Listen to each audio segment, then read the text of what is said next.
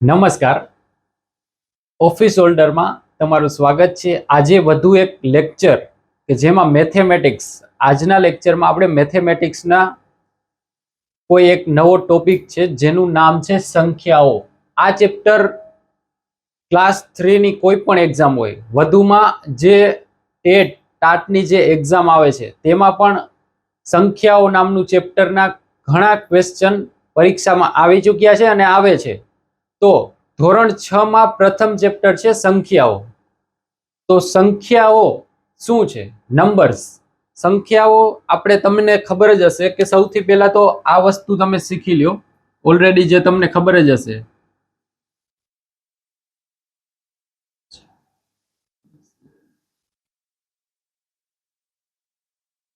તો હવે આ મેં જે ડેશ કરેલા છે એ તમને ખબર હશે કે જ્યારે આપણે જમણી બાજુથી લઈને ડાબી બાજુ જઈએ તેમ સંખ્યામાં વધારો થતો જાય, એમ તેની કિંમત વધતી જાય. જેમ કે અહીં શું છે?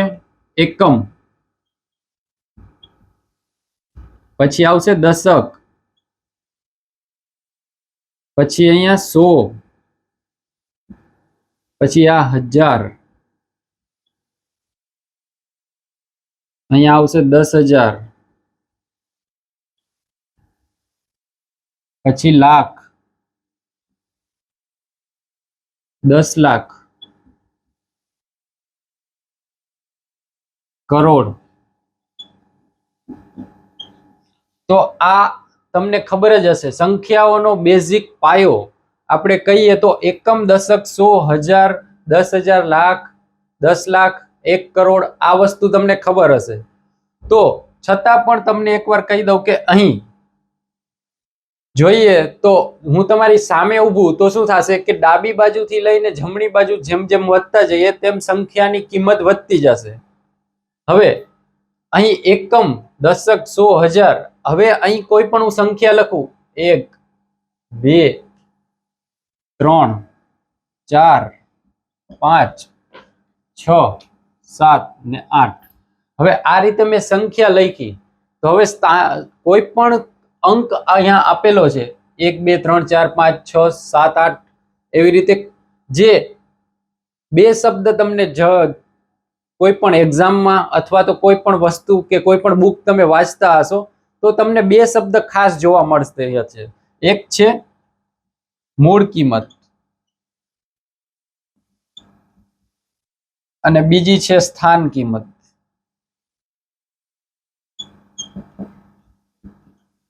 તો હવે આ મૂળ કિંમત શું છે અને સ્થાન કિંમત શું છે એની માહિતી પણ આપણે લઈએ કે જે પણ અંક અહીંયા લખેલો છે 8, 7, 6, 5, 4, 3, 2 અને 1.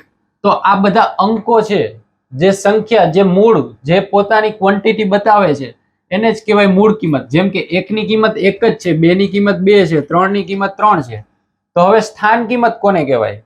જેમ કે 1 અહીંયા 1 એને ગુણાકારમાં એકમ, એકમ એટલે 1 લઈએ તો 1 × 1 એટલે કે મલ્ટીપ્લિકેશન કરીએ તો કેટલો જવાબ આવશે? 1. હવે એના પછી આ 2 ને લઈએ, 2 × હવે આ દશક, સ્થાન કિંમત મેળવીએ છીએ આપણે. તો 2 જે મૂળ કિંમત છે એને ગુણાકારમાં આ દશક, દશક એટલે 10. તો 2 × 2, 2 × 10 એટલે કેટલા થયા? 20. તો આ એની સ્થાન કિંમત થઈ. 2 ની સ્થાન કિંમત કેટલી? એક્ઝામમાં આવા સહેલા ક્વેશ્ચન પણ પૂછવામાં આવે છે. ઘણી એક્ઝામ હોય છે ક્લાસ 3 માં કે જેમાં તમે જોશો તો સ્થાન કિંમત જેવી વેલ્યુ પણ પૂછવામાં આવે છે. તો અહીં 2 અને દશક, દશકનો અંક છે એટલે ગુણાકારમાં આપણે 10 લીધા. 2 × 10 એટલે કે 2 × 10 એટલે એનો જવાબ આવ્યો 20. તો આ 2 ની સ્થાન કિંમત કેટલી?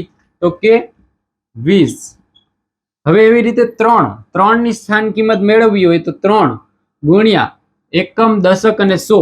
તો અહીંયા 100 આપણે મલ્ટીપ્લિકેશનમાં લખવાના. તો 3 × 100 એટલે કેટલા થશે? 300. તો 3 ના સ્થાનની કિંમત કેટલી થઈ? 300. ત્યારબાદ છે 4. તો 4 × એવી જ રીતે જોઈએ તો એકમ, દશક, 100 અને અહીંયા આવે છે 1000. તો ગુણાકારમાં કેટલા લખવાના રહેશે? 1000. તો ટોટલ 4 ના સ્થાનની કિંમત કેટલી થઈ? 4 × 1000 એટલે 4000. તો અહીંયા આપણે 4 ના સ્થાનની કિંમત કેટલી થઈ? 4000. એવી જ રીતે એની પછી 5 એના ગુણાકારમાં અહીંયા આવશે આ 10000, કારણ કે એનું સ્થાન એકમ, દશક, સો, હજાર અને પછી શું આવે છે? 10000. તો આપણે અહીંયા ગુણાકારમાં 10000 લખશું તો જવાબ આવશે 50000. તો 5 ના સ્થાનની કિંમત કેટલી થઈ? 50000. ત્યારબાદ આવે છે 6. તો અહીંયા 6 એના ગુણાકારમાં 1 લાખ. શું કામ? કારણ કે એ લાખમાં સ્થાને આવે છે. એકમ, દશક, સો, હજાર, 10000 ને લાખ. તો અહીંયા 6 ના સ્થાનની કિંમત કેટલી થશે? 6 લાખ.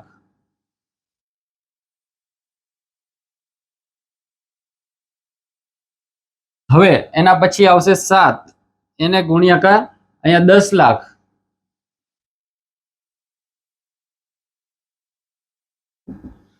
તો 7 ના સ્થાનની કિંમત કેટલી થઈ? 70 લાખ.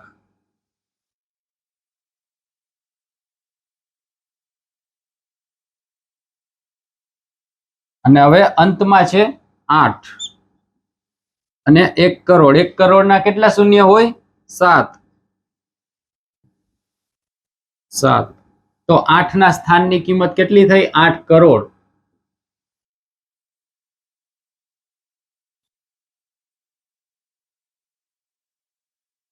આવી રીતે આપણે સંખ્યાઓના સ્થાનની કિંમત મેળવી શકીએ છીએ. તો હજુ આ સંખ્યાઓ કેટલી છે? તો કે અનંત છે. સંખ્યાઓનો કોઈ હિસાબ નથી. સંખ્યાઓ અનંત છે. હવે કરોડ, પછી 10 કરોડ, પછી અબજ, એવી રીતે સંખ્યાઓ તો આગળ વધતી રહેશે. તો એના સ્થાનની કિંમત આપણે શું છે? ગુણાકારમાં જે અહીંયા અંક લખેલો છે એને ગુણાકારમાં એના સ્થાનની કિંમત, એટલે તમને જે અંક આપેલો છે એની સ્થાન કિંમત મળશે. મૂળ કિંમત શું છે? કે જે અંક છે એ જ એનું મૂળ કિંમત છે. પણ સ્થાન કિંમત શું છે? કે જે અંક, જે સ્થાન ઉપર જે અંક છે એના ગુણાકારમાં જે સ્થાન છે, જેમ કે દશક છે, 100 છે, 1000 છે, 10000, લાખ, 10 લાખ, કરોડ, એ ગુણાકારમાં આવે છે અને એ એની શું થશે? સ્થાન કિંમત થશે. તો આ વસ્તુ ખૂબ જ જરૂરી છે, સમજી લેજો.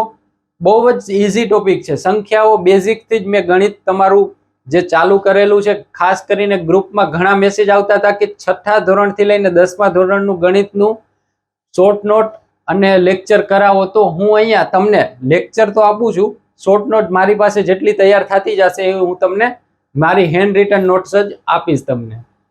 તો ખાસ સ્થાન કિંમત અને મૂળ કિંમત હંમેશા અલગ હોય છે. એવું નથી હોતું કે સ્થાન કિંમત એ જ એની મૂળ કિંમત હોય છે. બંને અલગ હોઈ શકે છે.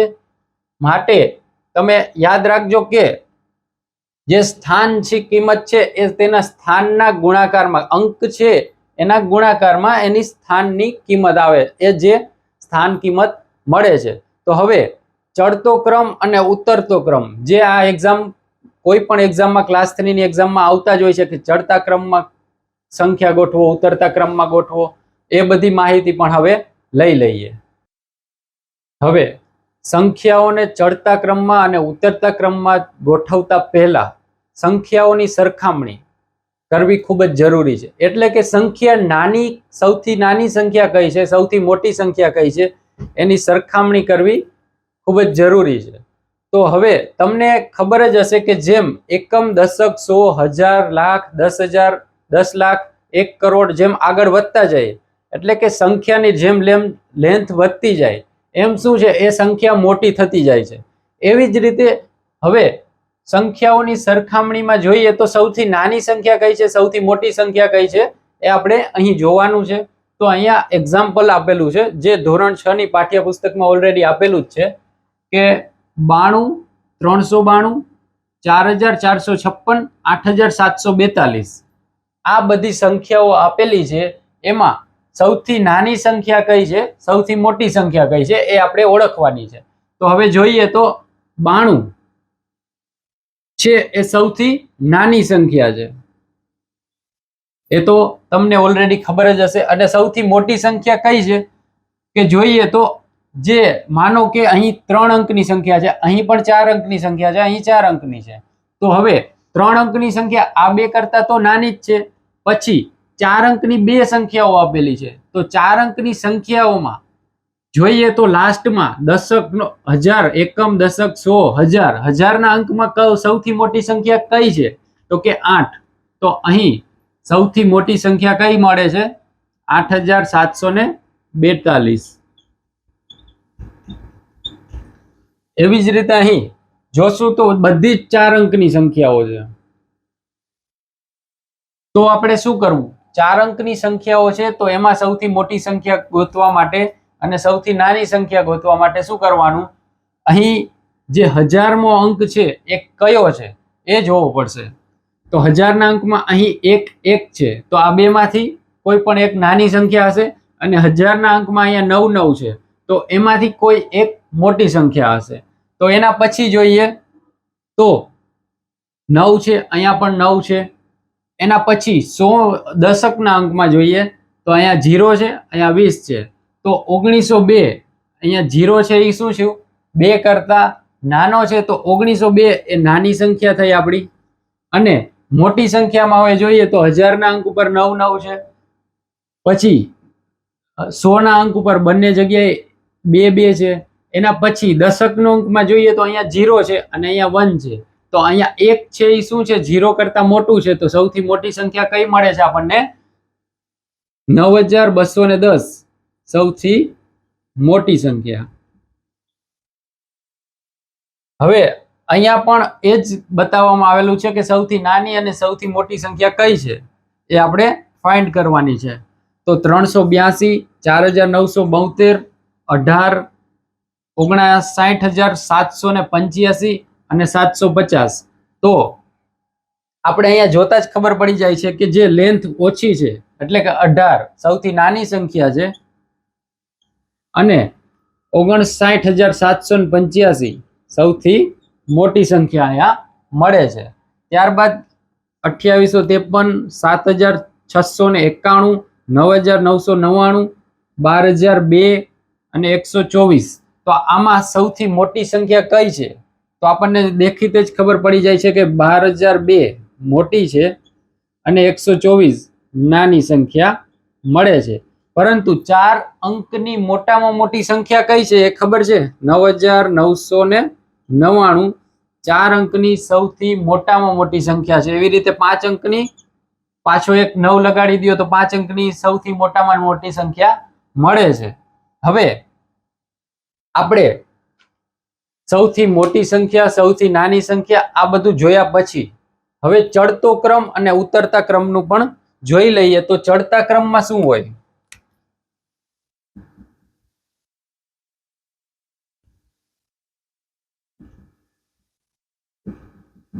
ચડતા ક્રમમાં ગોઠવો એમ કહીએ તો ચડતા ક્રમમાં સૌથી પહેલા નાની સંખ્યા આવે. ચડતો ક્રમ એટલે કે આ રીતે સ્ટેપ બાય સ્ટેપ મોટી મોટી સંખ્યા આવતી જાય. અહીંયા તમારે સૌથી નાની સંખ્યા આવશે અને અહીંયા લાસ્ટમાં સૌથી મોટી સંખ્યા આવશે. તો હવે ચડતા ક્રમમાં સંખ્યાની શરૂઆત નાની સંખ્યાથી થાય છે અને એને ઉપર ઉપર મોટી સંખ્યામાં લેતું જવાનું. તો ચડતા ક્રમમાં હવે અહીંયા જે આપેલી છે સંખ્યાઓ એને જ આપણે ચડતા ક્રમમાં ગોઠવીએ. તો હવે જોઈ લ્યો, અહીંયા 92, 392, 4456 અને 8742 એ બધી ચડતા ક્રમમાં જ ગોઠવેલી છે. તો હવે અહીંયા આડાઅવળી આપેલી સંખ્યાઓ છે એમાં જોઈએ તો સૌથી નાની સંખ્યા કઈ છે? 18. તો એ અહીંયા આવશે. ત્યારબાદ એનાથી 18 થી મોટી કઈ છે? 382. તો અહીંયા 382. એના પછી 382 થી મોટી કઈ છે? 750. તો અહીંયા આપણે લખશું 750. અને 750 થી પણ મોટી કઈ છે? તો કે 4972. તો એ આપણે અહીંયા લખશું 4972. ત્યારબાદ લાસ્ટમાં સૌથી મોટામાં મોટી સંખ્યા કઈ છે? 59785. 59785 એ સૌથી મોટી સંખ્યા થઈ. તો આ રીતે આપણે જોઈ શકીએ છીએ કે ચડતા ક્રમમાં નાની સંખ્યાથી લઈ ઉપર જાતું જવાનું મોટી સંખ્યા તરફ, તો એને આપણે કહીશું ચડતો ક્રમ. હવે ઉતરતા ક્રમમાંથી વિરોધી ઉતરતો ક્રમ, હું અહીંયા લખું છું ઉતરતો ક્રમ. તો હવે ઉતરતા ક્રમમાં શું હોય કે મોટી સંખ્યાથી નાની સંખ્યા તરફ જવાનું, એટલે કે સૌથી મોટી સંખ્યા પહેલા લખવાની, એટલે કે 59,785 સૌથી પહેલા આવશે, ત્યારબાદ 4,792 આવશે, 750 અને 382 ને લાસ્ટમાં આવશે 18. તો મોટી સંખ્યાથી નાની સંખ્યા તરફ જવું હોય તો એને કહેશું ઉતરતો ક્રમ, અને નાની સંખ્યાથી મોટી સંખ્યા તરફ જઈએ તો એને કહેશું ચડતો ક્રમ. આ વસ્તુ ખાસ યાદ રાખજો. કોઈ પણ સંખ્યાને ચડતા ક્રમમાં અને ઉતરતા ક્રમમાં ગોઠવો એવો પણ 1 માર્કનો OMR ટાઈપનો ક્વેશ્ચન આવતા હોય છે. ટેટની પરીક્ષામાં તો ખાસ આ ટાઈપના આવતા જ હોય છે કે ચડતા ક્રમમાં ગોઠવો. અને રીઝનિંગમાં પણ તમે ગ્રેટર ધેન આ ટાઈપના લેસ ધેન વાળા એક્ઝામ્પલ આવતા હોય છે. તો આ બધી વસ્તુ બેઝિક્સથી તમે શીખી લેજો. અને આ ઓમ તો આવડતું જ હશે, છતાં પણ મેં આ લેક્ચરમાં તમને કીધેલું છે. નેક્સ્ટ લેક્ચરમાં હજુ પણ સંખ્યાઓ વિશેની માહિતી લઈશું. ત્યાં સુધી આ લેક્ચર તમે વ્યવસ્થિત સમજી લેજો. ન સમજાય તો મને મેસેજ કરીને પૂછી લેજો. લાઈક, શેર, કમેન્ટ અને સબસ્ક્રાઇબ કરવાનું ભૂલાય નહીં. જય હિન્દ.